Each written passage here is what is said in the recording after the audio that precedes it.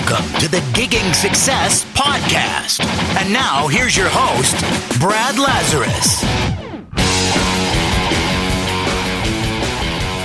Hello and welcome to the Gigging Success Podcast, where you'll discover the tactics and strategies of some of the world's most successful covermans that'll fast track your way to more of those better paid gigs you deserve. Thank you for joining me. Really appreciate your support. I don't think I say that enough to you. It really is such a huge thing for me to get the support that I do and get the emails that you send me and those kind of words of encouragement that you send me and the comments, etc. So thank you so much for your support. I really appreciate it. On this week's show, I am talking to two guys, one guy called Dan Graham and another guy called Pat Burbridge, who together form, I believe it's 50% of a band called the Bluejays. Now, they're a rock and roll band based out of London in the UK, and they've been going about 3 years, and they've made some incredible progress and a incredibly successful 3 years, because they started pretty much from a standing start and have got to about, I think, end of last year, they were hitting about 65, 70 shows. So that's going some in terms of volume, and this year looks set to be one of their biggest years yet. This year being 2015, if you're listening to this in the future. So what do we talk about on this show? Well, I talk about things like how the band got together, where they got their first gig, how the band now provides them with the majority of their income, how they've managed to maneuver that, their take on playing public bar, pub and club shows, how and why they managed to get the entertainment agencies on side, which I know is a big sticking point for a lot of you, is how can you get what feels like quite an apathetic agent to actually notice you and actually start pitching you out. So they've got some really interesting ideas about what they did to make that a success for them, the tools that they've used to help build the relationships that they have with those agents as well. So we go a little bit deeper into that. And one of the key things I think to their success is how they focused on one niche style and genre, and that's really helped them achieve the success that they have. So we'll hear their take on that. They do some really good stuff with social media as well, and just general media in general. So we'll go into that, and how they work together as a band, because I know that can also be quite a sticking point for a lot of you, is how you're able to come together as a band and actually help and cooperate with each other so things run really smoothly. So enough of me talking, and let's go straight to the interview.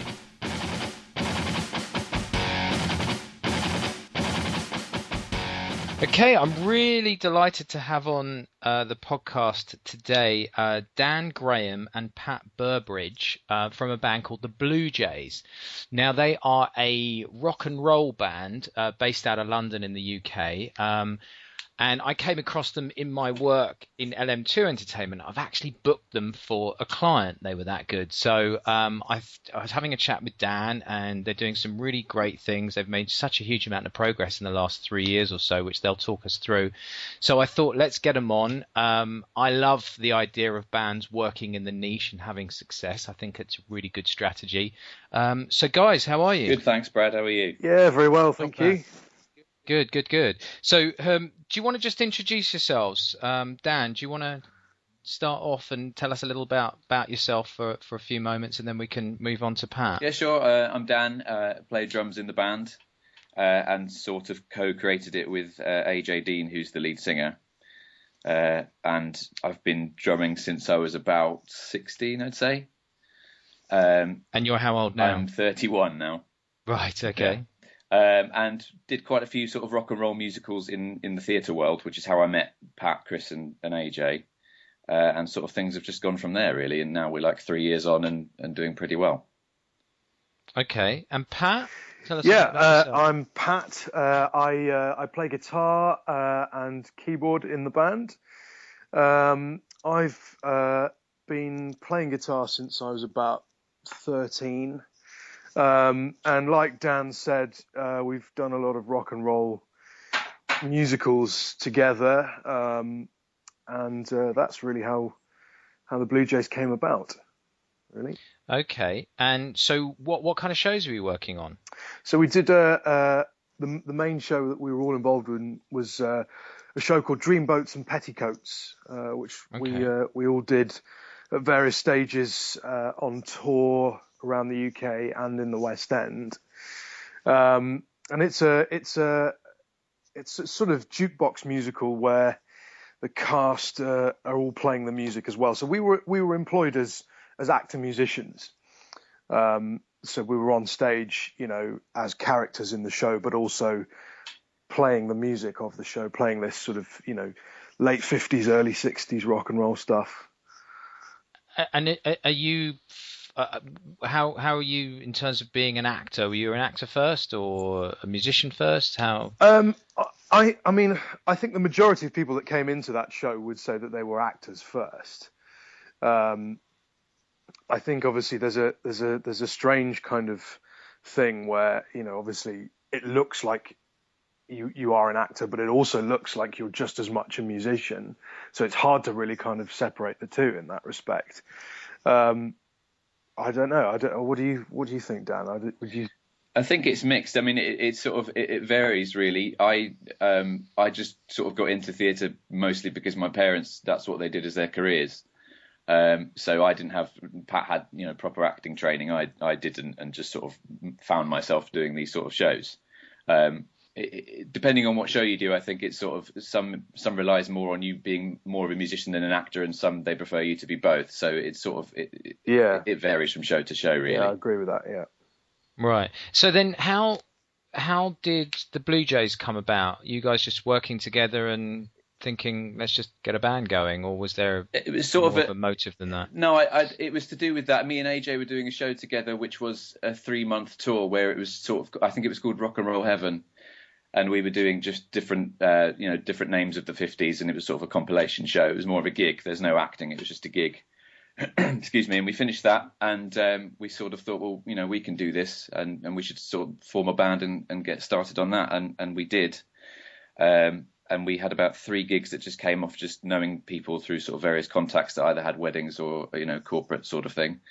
And that was with a few different lineups, just with people that we knew. And then I would say about March 3 years ago, the 4 of us sort of came together, and we were all in the same boat where we wanted to do it ourselves. I think that was the key, is to do it ourselves, because we knew the music and we loved the music, and we thought that would be the best way to go.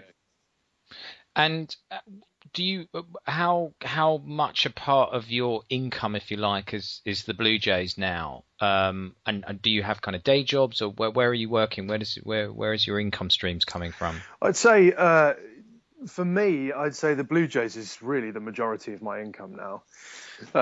Since making the decision last year, really, to kind of go full time with this. It's been in our interest to really kind of make it work and stuff. And I think it's fair to say that has turned out really, really well for us.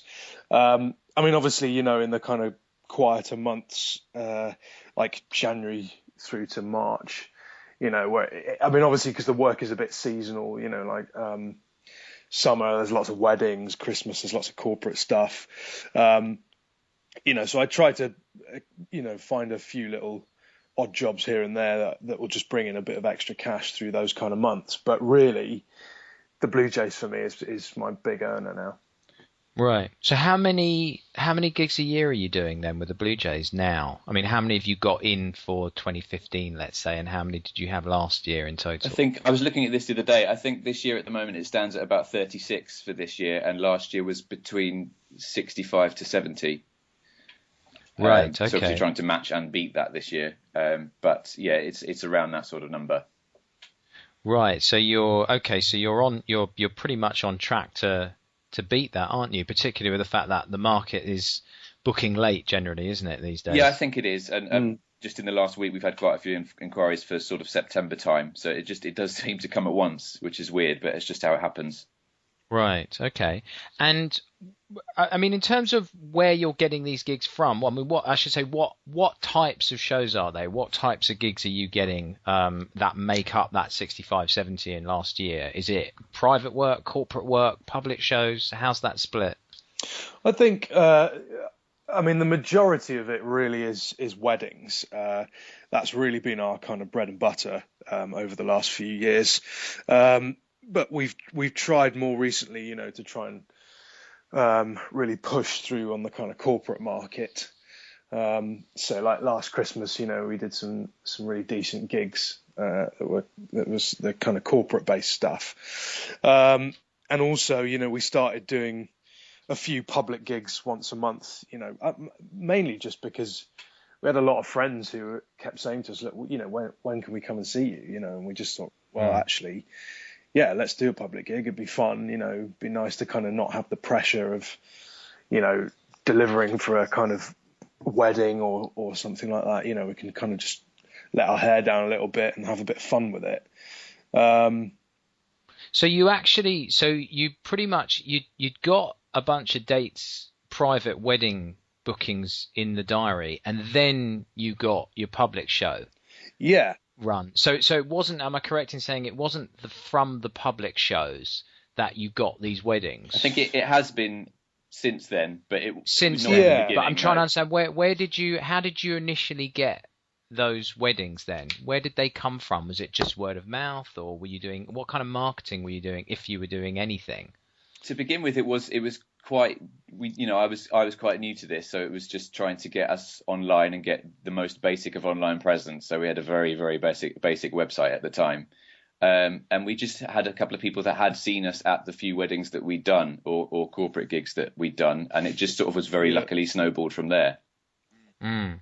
And when you say online presence, what do you mean by that? Can you maybe just take us into, I know our listeners really kind of like to know a little bit of detail about how, where the success comes from, if you like, on an action basis. I think to begin with, I wasn't sure how to go about it. I mean, this was before knowing about agencies and doing that sort of research, because obviously it's been very helpful for us to be on agencies, which I'll talk about in a bit. But for me, literally, it was just to sort of like do it your own website and just trying to get that out to people that you'd think would want to see it and would need to see it. Which was just finding some, certain message boards, getting it out to some wedding planners, that sort of thing. I mean, compared to now, it was obviously very, very small what we were doing compared to what we do now online. But just trying to get the word out, as you do with anything, really. Okay, so you were literally kind of sending links out. You were finding places online of people that might be interested in what you've got, and then just effectively sending them a link and saying, this is us. Yeah, exactly that. I mean, you just have to bombard people sometimes, which isn't necessarily what they want. But I think you just have to keep reminding people that you're about. Yeah, and did you put a mailing list together of that? I mean, you went online and you just did your research. Did you put that in a spreadsheet, or did that go in like a email software thing, or was it just totally manual? It was to begin. It was totally manual. It was the most basic of operations. Right. Yeah. And then the agencies came, a few of the sort of wedding and corporate agencies, and obviously they helped us quite a lot because they could do a lot of the work that we couldn't do. And what is that? What's the work that you felt as though you couldn't do? They just had access to a lot of people that obviously, if people want a wedding band or a corporate band, they're gonna come to them. They're going to be one of the first people you'll find on Google, and they'll have such a wide selection of people. And I think obviously they had a greater client database than we had at that time. Okay, so you had you've had success with agencies, have you? Is that, I'm coming to that conclusion? Yeah, sorry, I'll let Pat speak. I've done a lot of talking. No, it's fine. No, I think yes, I think absolutely we've had lots of success with agencies. I think that's where the majority of all of our gigs have really come from. Right. And sorry to butt in, because sure. I know this is a real kind of pain point with a lot of the gigging success audience, is that a lot of the time the attempts to contact agencies really it feels like it falls on deaf ears. So what do you think that it was that you were doing that was working for you? Well, I think the fact that we make sure that all of our kind of promo material is really sort of first class. So we've over the last sort of few years, we've literally put together a YouTube channel full of clips of us doing songs, playing together, clips from gigging, stuff like that. And we've got a good I've got a good promo video as well, you know. So there's a lot of stuff there where people can see what we look like, you know, see what we're doing, because, you know, when people want to book a band, you know, they want to see firsthand, you know, what you're doing. Yeah. So I think being able to kind of present stuff that I think looks really good to an agency, you know, is going to get you noticed. I think it's very hard if you've got stuff that just, I don't know, just doesn't, you don't think looks classy, or, you know, it's just, I don't know what it is really. Well, I'll give you my take on it, because I mean, you know, as soon as I looked at your stuff, it was generally a cut above what other people were putting out there, and I think one of the things that a lot of bands don't register is the fact that it's not, they need your tools as a band to sell to their client. Yeah. And if they haven't got those tools, they can't do anything. You've sent the agent down a bit of a cul-de-sac. They don't know where to go because they can't create the material to help them sell you. You have to create that material for them. But I think you guys have done that. I think it's easier for us as well. I think actually, you know, the fact that we're just playing a very specific period of rock and roll, you know, means that actually we know exactly what we're aiming for. We know, you know, we're not sort of covering a wide range of music like a lot of function bands that I've seen out there. You know, we're very sort of specific in that respect, and it helps us to kind of channel what we're kind of aiming for. Yeah, I mean, it was interesting when I pitched you to my client, and I pitched you against a very similar band, but they were all evidently 15 years older than you. Right. And it was a no-brainer for her. Right. Because of the way you presented yourself and the fact that you looked younger. I don't even think they were actually 15 years older. They just looked older. Right. Sure. Because Dan, you just met, I mean, how old are you, Pat? I'm just about to turn 29. Okay, so you're no old guy by any stretch, but yeah, I mean, these guys are probably in their late 30s. So, yeah. But yeah, I think the whole kind of look and feel about, and I think what you say, Pat, in terms of really kind of occupying that niche and getting all the elements of your kind of imagery and marketing right, it's a bit of a no-brainer for an agent, really, if they don't have a wealth of other types of bands like yours in their books. Yeah, I will say, actually, you know, and because he won't forgive me if I don't say this, but our bass player Chris, he's an absolute whiz with, you know, filming and putting stuff together on his laptop and stuff like that. You know, he does an absolutely fantastic job. So it's really invaluable for us to have him with all that skill as well as being a great bass player. So, you know, that's a big bonus for us. Yeah, agreed. Right. So, okay, so we've kind of worked out that you guys, one of the kind of the keys to the success really was almost kind of looking to kind of dominate this rock and roll niche, really, wasn't it? Yeah. That seems to be. But then you've also there are other things that you're evidently doing. I mean, you've got the public show. Now, where are you playing? Is it the Playboy Club? We've done a few at the Playboy Club. They're more sort of like specialist 50s nights. So they're not necessarily every month, but we've done 3 of those now. And they've been great because, again, it is very different for what they usually do there. But we're usually most frequently at the Troubadour Club in Earls Court. Right. And they're sort of more nearly monthly shows, and they're just a lot of fun, and it's a good way to get a new audience. We do have a lot of people returning that are fans, which is good, but we do see a lot of new faces there every time, so that obviously helps in a lot of ways.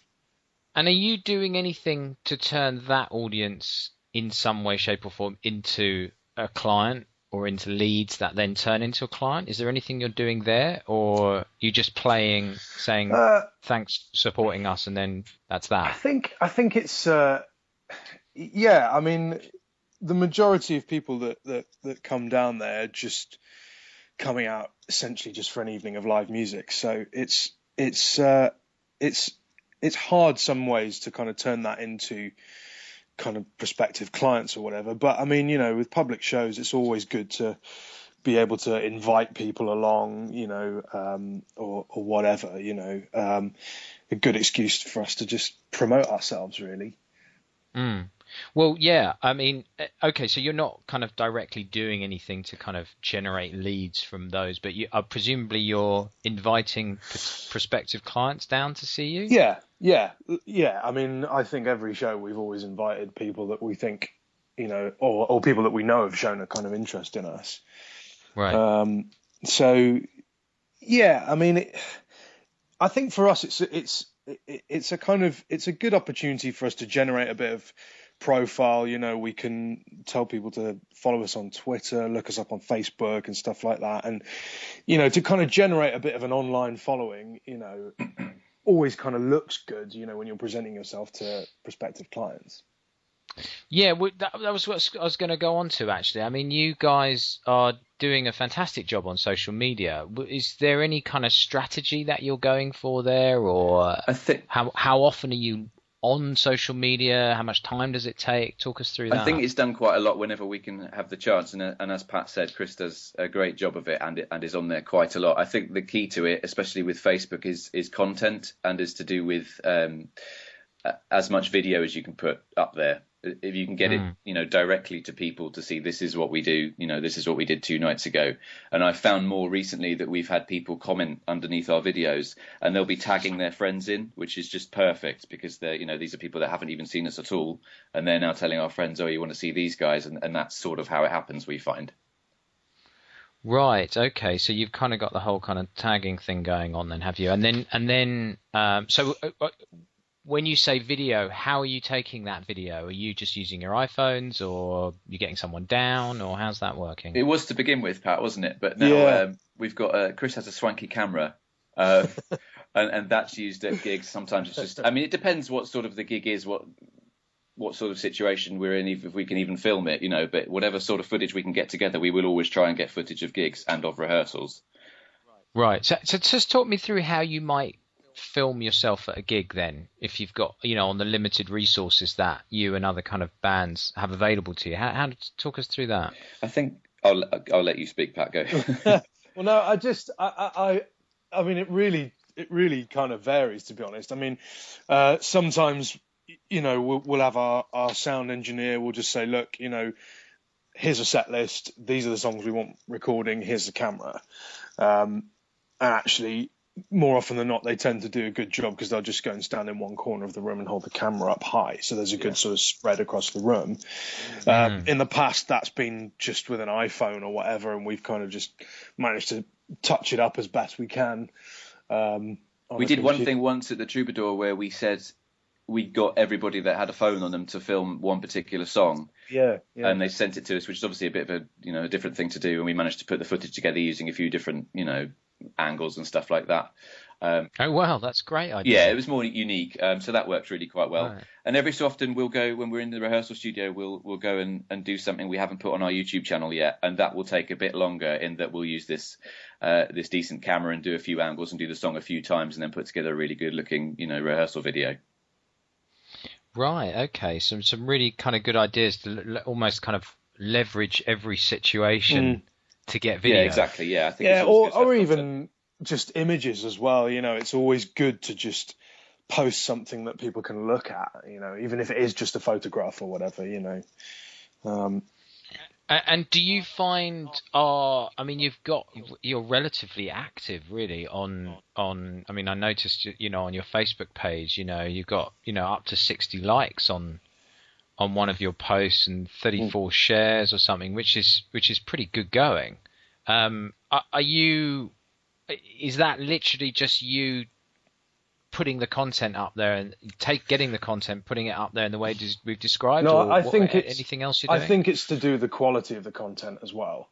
Yeah. Right. I think, we really pride ourselves on our musicianship and also our authenticity. And I think, a lot of sort of 50s, style bands that are out there at the moment are doing a lot of sort of modern sort of versions of stuff. And I think the thing that really sets us apart is the fact that actually we're a very, very authentic, 50s rock and roll band. And so, we won't settle for anything that isn't sort of remotely kind of close to that whenever we're recording a video or whatever. Yeah. Okay. I think so. You're not succumbing to the can you do Kylie Minogue in a rock and roll style? No, not a chance. No, exactly. I think what's important as well is that we do genuinely like the music. It's not like we've seen we can make money out of it because other people are, and we're going to try and do that. We do, we do love the music, and so that really helps. Right. Okay. That's great. Okay. So it's all kind of coming together nicely for you then. On your website, you've got a bunch of kind of testimonials and quotes from some kind of celeb type names, where Brian May in particular, Al Murray, who's a quite a famous comedian in the UK. Where did they come from? Just various gigs. The Brian May one was quite something in that we got an email from an agent who we hadn't really done that many gigs for, and they said, we want you to do a wedding at the Natural History Museum, which was great. And as things went on, closer to the time, we found out it was for one of the members of the Brian May family. Right. And as things went on further, we found out that he was interested in getting up and playing with us, and it all sort of snowballed from there. I unfortunately didn't get to be there, which I'm not at all bitter about, but I had other commitments. But it was something like that is amazing, and that doesn't happen. That only happens, once in a blue moon. So it was pretty special. Yeah. Right. Okay. And Al Murray? Al Murray was that came through. I think that was through an agency. It was I think the it was wedding an of another agency, comedian, another sort of up and coming comedian on the circuit at the moment, and we ended up with a booking, and obviously just from him being in that sort of circuit of comedians, Al Murray was at the wedding, and he just loved it. It was great. And he's a drummer as well, so I felt he is. Yeah, he was there. Yeah, that's right. I did know that. Yeah. So one thing I did want to ask you guys was your website. On your contact page, you don't, or on your website as a whole, you have no telephone number. Tell us the thinking behind that. I don't know if there is thinking behind that, as much as that it is now. The work is split completely between the four of us. So I would say there is no main person in charge. We all deal with inquiries as soon as they come in. We're all on a group chat, and we speak to each other as much as possible. We found it's just been easier to do business via email. I think that's just, you can just get straight to the point, and that seems to be what we've done. But I guess there was no real thinking behind not having a phone number. I don't think there's a particularly right or wrong way to kind of go about it. I think as you said, Dan, it just so happens that email for us has just been the easiest way to do our business, really. I think actually what helps is that we all have access to the same email account, so as soon as an email comes in, we can all see it and we can all discuss it instantly, and that way we're not having to relay stuff that's gone over a phone conversation or whatever. For us it's just simpler that way. Okay, no, it makes sense. So an email comes in. I mean, I'm interested to know how you guys now, we just touched on it there, but how you guys now work together and how you split your jobs. Talk us through that. Is there any kind of system that you have in that regard, or do you have specific responsibilities each? How does that work out? I think we try and split it as much as possible. I mean, Chris has sort of taken on the role of doing all the social media, just he does it so well, and all the internet content has all been down to him. It wasn't something that we just gave out. It's just that's how it sort of happened. But as Pat says, we're always in constant communication. So as soon as an inquiry comes in, whoever's the first to get to it will tell the other one that's what they're going to do, and we'll have a bit of a discussion about what to do, what to quote, and it just sort of happens that way, really. So you're all in separate places, though. So if an inquiry comes in, do you share a diary? Yes, we do. Yeah, it was a Google diary. It's a kind of convenient thing.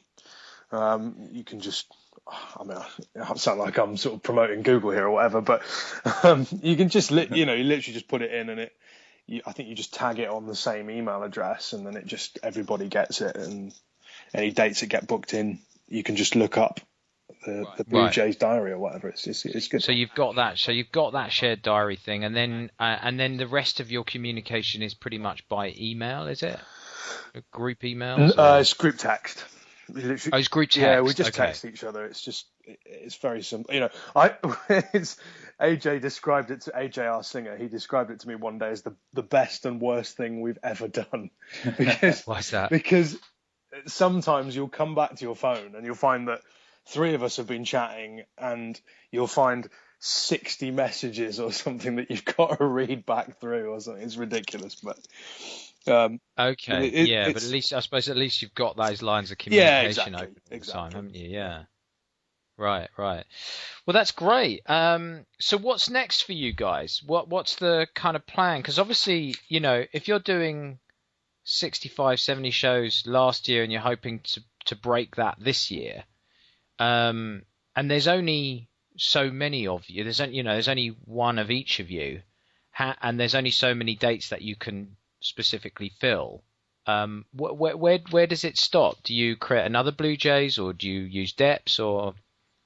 We've sort of done both. There have been times when we had to get Deps in, which was nice, really, for us. There's a couple of times last year where there were almost two versions of ourselves out at the same time. In terms of the future, I think we're trying to get more into the European market. We've got a couple of times we're going out to France later this year. We've got a wedding in Malta next year. We're trying to get out there, which is much harder than it sounds. And just keep working as much as possible, and as you say, just try and build each year on how we're doing in terms of how many gigs are coming in. Yeah, I think it's fair to say in perhaps some respect that we're managing quite well out of the kind of UK wedding sort of function market at the moment, and I think we just, as Dan said, we really just want to kind of push that further afield now. We want to kind of expand our profile. We want to be getting international bookings. We want to be recognised on a kind of bigger level, really. So it's just about... When you say recognised on a bigger level, do you mean on a public level or in the events industry again? More of the UK stuff that you're doing, or festivals, for example? I'd say both, really. Yeah. I mean, obviously, I think on an industry kind of level, that's absolutely, because that's our work. But we're just always looking for new and exciting opportunities for us, really. Somewhere that we can go and do a gig, really. I mean, because at the end of the day, we just love playing. That's why we do it. Really. So the more we can do of that, the better. Great. Perfect. Well, listen, guys, thank you so much for sharing that. It's been a real kind of success story comparative. I mean, I talk to a lot of bands, speak to a lot of bands, and the trajectory of your success over the last 3 years has been amazing, really. So I hope that's a real inspiration to everybody listening, that it really can be done at the level that you're going at it from. So, which is great. Where can people go and check you out, see what you're up to? Copy what you're doing. The bluejays.co.uk is the best site, and all our links are on there to Facebook, Twitter, Instagram, YouTube, and it's obviously always frequently updated, and also all the shows are on the website as well. Great stuff. Okay. Well, listen, guys, thanks again so much for coming on. No problem. Really appreciate Cheers. it. And, hopefully we'll catch up again in 18 months' time when you're at 300 shows and working around the world. Sounds like a plan. That's great. Definitely. Brilliant. Right, cool. Thanks, Brad. Thanks, Brad. Thanks, guys. Cheers. All the best. Bye. So there it is. Thank you to Dan and Pat for all that information. I really enjoyed that chat. A couple of really smart guys doing amazing things with their band and turning it into a full-time living by all accounts, which I know for a lot of you is quite an aspiration. So I hope that was useful for you, hearing all of that. Again, if you haven't done so, please head on over to giggingsuccess.com, where you can find cover band essentials. I'd really, really appreciate it if you could leave a iTunes review. Just go to iTunes and search for Gigging Success, and you're able to leave a review there. Preferably, I hope it's a good one. And if you've got anything that you want to hear on the podcast, if you feel as though you are somebody that might be worthy of being interviewed because of the great things that you've done with your cover band, get in touch with me, Brad at giggingsuccess.com. So that's Brad at giggingsuccess.com. Again, thank you so much for listening. I really appreciate your support, and I hope to be with you again in the very near future on the next podcast. Thanks a lot.